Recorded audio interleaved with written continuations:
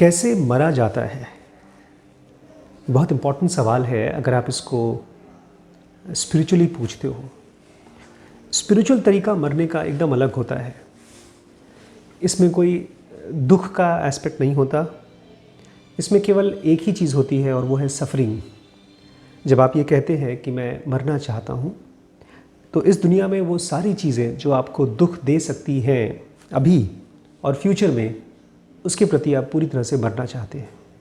Obviously ये शरीर उसमें आएगा, क्योंकि ये शरीर जब तक रहेगा तब तक आपको दर्द होगा, भूख लगेगी, दुख होगा, फ्रस्ट्रेशन होगा। इसलिए इस शरीर का भी मरना उसी में आता है।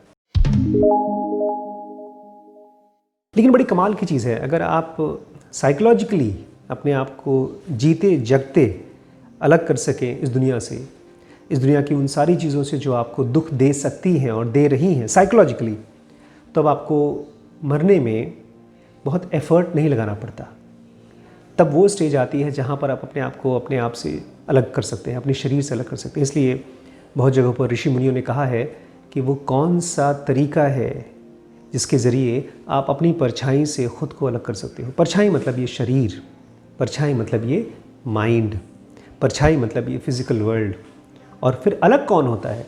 अलग होता है वो एस्पेक्ट हमारा, वो एस्पेक्ट जो कभी मरता नहीं है, जिसको हम लोग आत्मन कहते हैं, सोल कहते हैं, गॉड कहते हैं, डिवाइन फ्रैगमेंट कहते हैं, बट उसकी मौत नहीं होती। वो अलग होता है उन सभी चीज़ों से जिसकी मौत होती है और जिसको दुख मिलता है।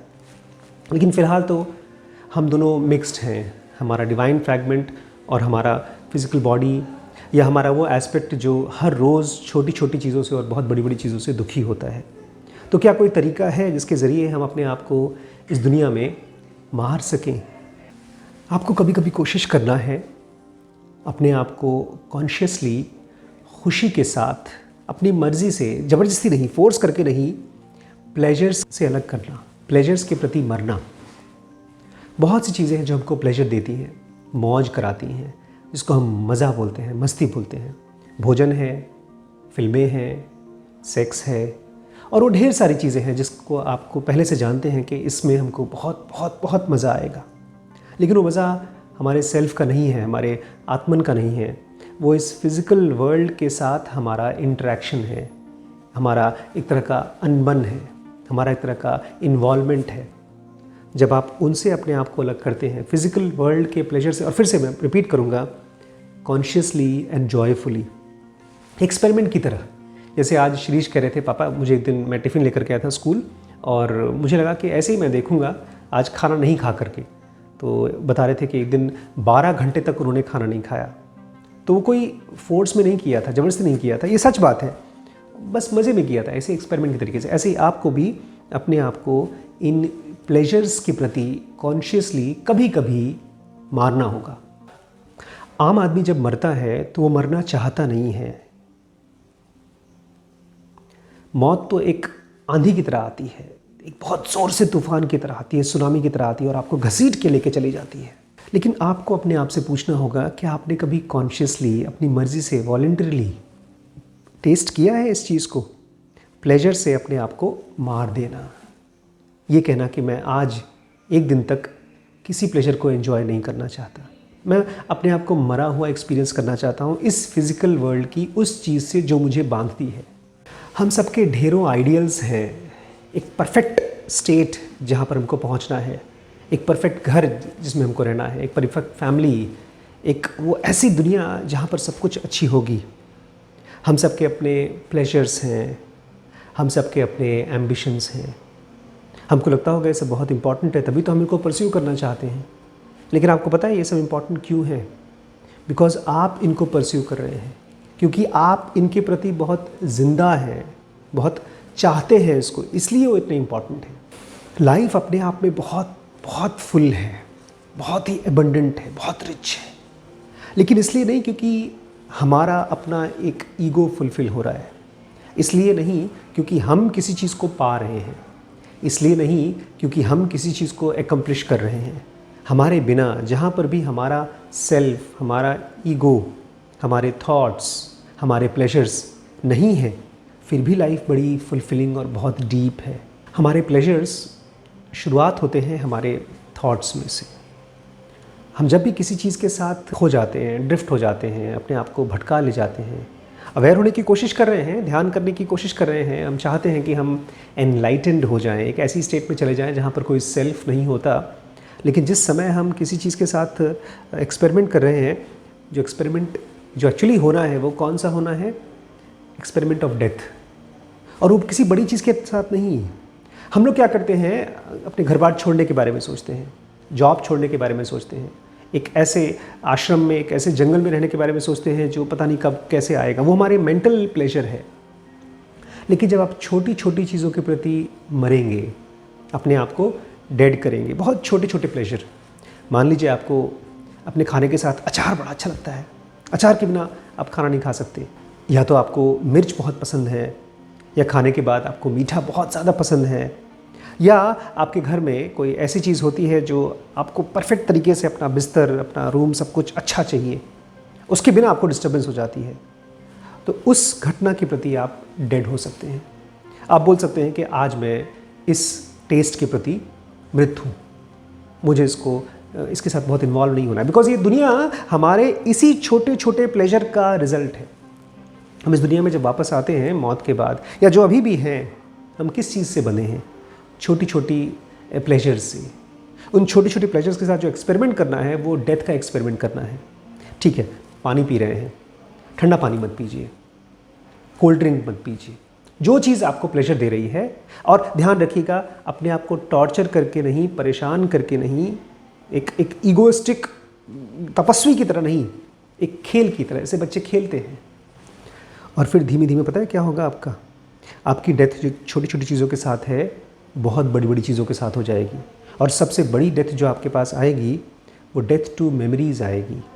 आपके पास्ट की बहुत सी छोटी और बड़ी बड़ी मेमोरीज़ हैं जिसके प्रति आपने अपने आप को पता नहीं है, लेकिन इन्हीं प्लेजर्स के साथ इन्वॉल्व हो करके ज़िंदा रखा है। और जैसे छोटे छोटे प्लेजर से आप अपने आप को अलग करेंगे, तब आपको एक हायर प्लेजर मिलता है, लेकिन उस प्लेजर का कोई रूप नहीं होता है। इसीलिए ऋषियों ने कहा है, तुरिया की जो स्टेट है, समाधि की जो स्टेट है, वो नींद के बराबर जैसी है। नींद से अलग है, लेकिन फिर भी नींद जैसी है। उसमें कोई भी चीज़ का एक्सपीरियंस नहीं होता, लेकिन वो तभी होता है जब आप इसके साथ खेलते हैं। और मेमोरीज़ के साथ आपका एक्सपेरिमेंट होता है डेथ का, कि ये मैं नहीं हूँ। बोलते भी नहीं आप, खाली खेलते हैं।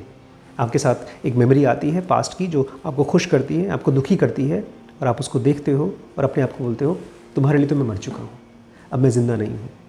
आगे चले जाते हैं आप, इस बॉडी और माइंड के बियॉन्ड की यात्रा चालू हो जाती है आपकी। आज हम लोगों की मेमोरी का कितना कम रोल है फिज़िकल वर्ल्ड में। पहले के जनरेशन के पास मोबाइल नहीं था, बहुत सी चीज़ों को याद करना पड़ता था, आज नहीं है। आज कंप्यूटर्स की अपनी हार्ड ड्राइव की इतनी ज़्यादा मेमोरी हो चुकी है कि हम लोगों को मेमोरी की ज़रूरत नहीं। लेकिन आदमी का माइंड केवल मेमोरी नहीं है। जब मेमोरीज़ के प्रति वो डेथ आएगा, तब वो डेथलेस के पास जा पाएगा, तब वो डेथलेस को एक्सपीरियंस कर पाएगा और एक्सप्रेस कर पाएगा। जब भी हम प्लेजर्स के साथ इन्वॉल्व होते हैं या प्लेजर्स को सोचते हैं और उनके प्रति मरते नहीं हैं, तो हम टाइम की दुनिया में जीते हैं, जहाँ पर चीज़ें आती हैं, रहती हैं, ख़त्म हो जाती हैं, और फिर हम उसको चाहते रहते हैं, चाहे इस जन्म में, चाहे आगे आने वाले जन्म में। इस टाइम की दुनिया में जीने के लिए आपको इन प्लेजर्स के प्रति ज़िंदा रहना पड़ेगा। जब तक आप अपने आप को इन प्लेजर्स से मारेंगे नहीं, मारने का मतलब समझ रहे हैं ना, कि आज मैं ये प्लेजर्स के साथ इन्वॉल्व नहीं होगा, 2 दिन के लिए मैं प्लेजर नहीं कर रहा हूँ, और इसके प्रति कोई घमंड भी नहीं है कि मैंने व्रत किया, मैंने उपवास किया, मैंने तपस्या की। ना, एक तो एक खेल था।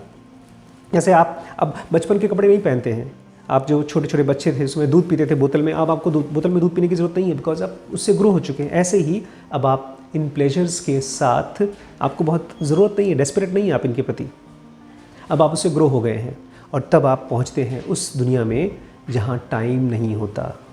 तो अपने आप से पूछिए, आप किन किन चीज़ों के लिए बहुत ज़िंदा हैं, बहुत एक्साइटेड हैं, बहुत दुखी हैं, वो मिलने के लिए, पाने के लिए, और उनके प्रति डेड हो जाइए।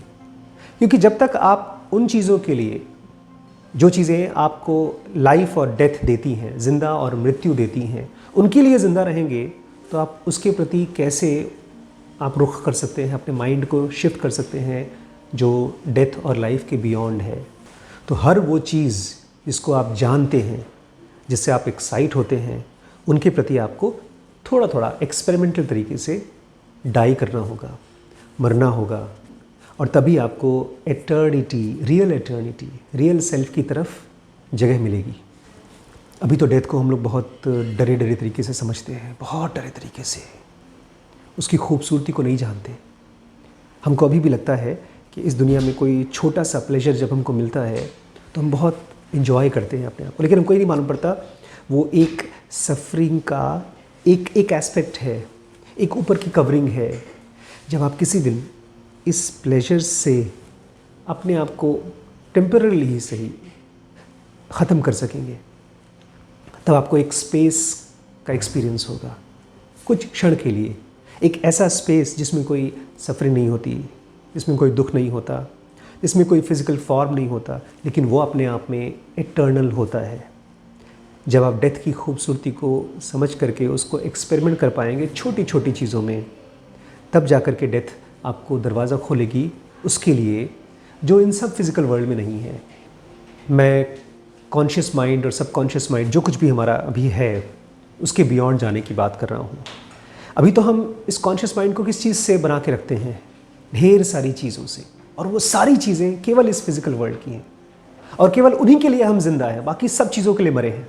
इसलिए जब हम एक्चुअली मरते हैं, जब फिज़िकल वर्ल्ड में हमारी डेथ होती है, तो हम जहाँ जाते हैं वो नॉन फिज़िकल वर्ल्ड है, लेकिन उसके बारे में कुछ भी हम नहीं एक्सपीरियंस कर पाते, क्योंकि हम केवल फिज़िकल वर्ल्ड के लिए ही जिंदा हैं। जब हम इनके लिए कॉन्शियसली डाई करेंगे तब उसके लिए ज़िंदा होंगे जो कभी नहीं मरता, जो कभी मरा ही नहीं है।